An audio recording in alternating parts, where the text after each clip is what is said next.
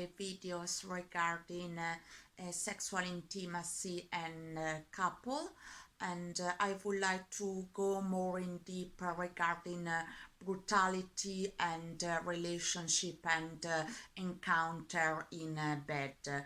We need to consider in psychologists and especially in psychoanalysis there are two tendencies that every human being has, the instinct of death called thanatos, and the instinct of life called eros or eros, and these two tendencies they cooperate always together in they exclude each other, but they are present in every human being and in the couple, in the woman and man getting together.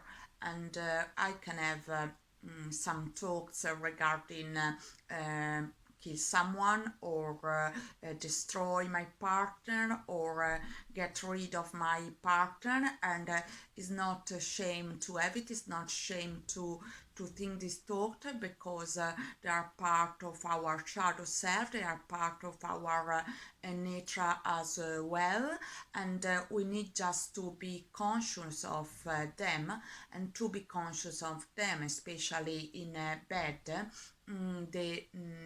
The couple can start the sex not just with the sex.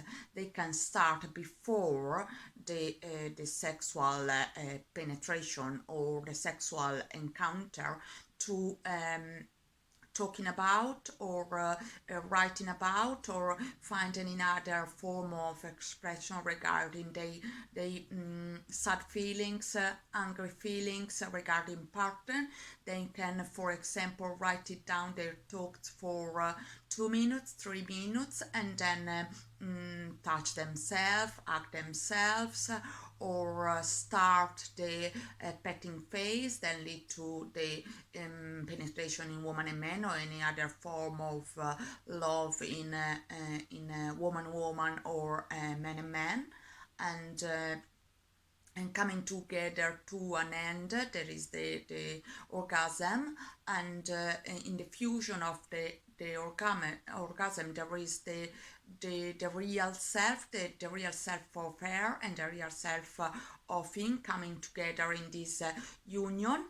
And after the union there is a separation. It's always a matter of union and separation, and this if the first part is well done, if we internalize this sense of destructivity, and we think, no, my destructivity is not, my anger is not bad, but my anger serves a purpose, that a purpose of creating is a purpose of make something with it, and make something with my expression as well. My expression can be anger, my expression can be sadness, my expression can be happiness, and happen what's it's called the sublime our anger, our fear for a more elevated state of mind, that is the real self.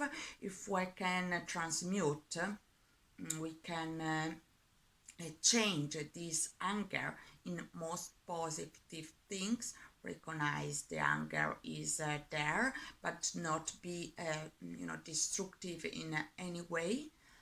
We can find in a middle point when we can where we can observe this anger, and we can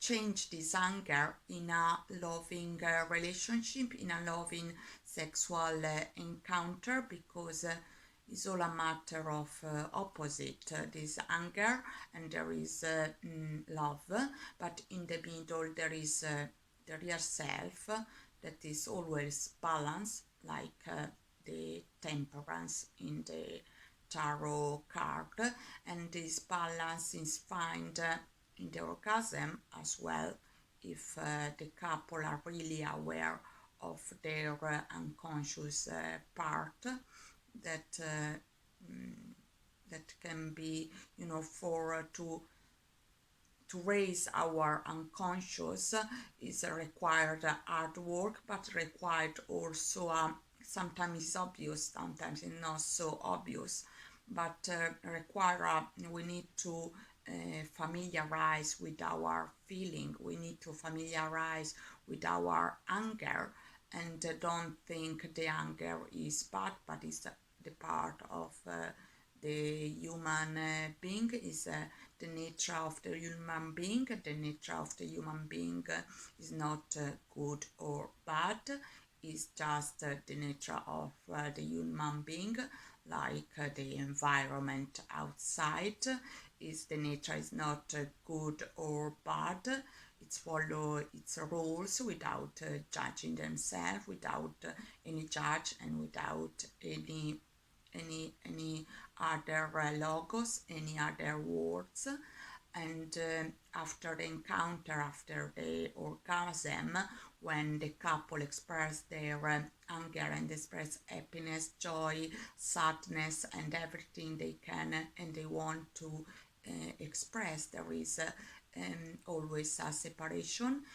The couple need to ground themselves in the reality, and in this grounding there is a transition stage, because to pass to fusions, to sort of psychosis in the couple, but creativity psychosis in the couple in the phase of the orgasm, and there is an expression of creativity and life in itself.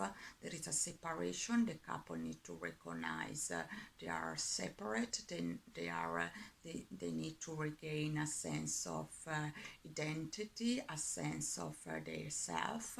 And in this stage, they've got two different needs, because sometimes the men physiologically fall in the sleeping mode, for his, you need to regroup from this orgasm, and the woman want proximity, because when there is a physiological explanation for that.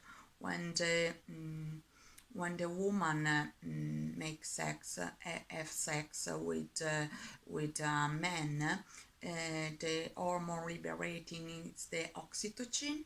The oxytocin create closeness, create proximity, a sense of real proximity, a sense of closeness to the partner.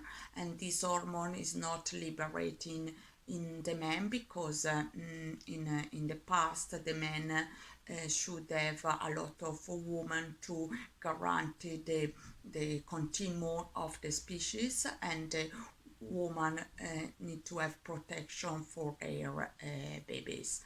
And this is a part of maybe another topic, another video, but the couple regain a sense of identity at the end of the orgasm, and regain a sense of reality, and they ground themselves into Mother Earth, into their reality, and they are not fear to losing their partner, because they believe in their self, in herself, and in himself, and they are sure they can carry on with the life in the everyday life, and be grounded, be sure, and they are independent, and it doesn't really matter at some point if the man or the woman stay or not, because they are sure in their self that they to get into an end with this video. We can fall in love, but we can't lost ourselves in the process to fall in love. We need to always be separate.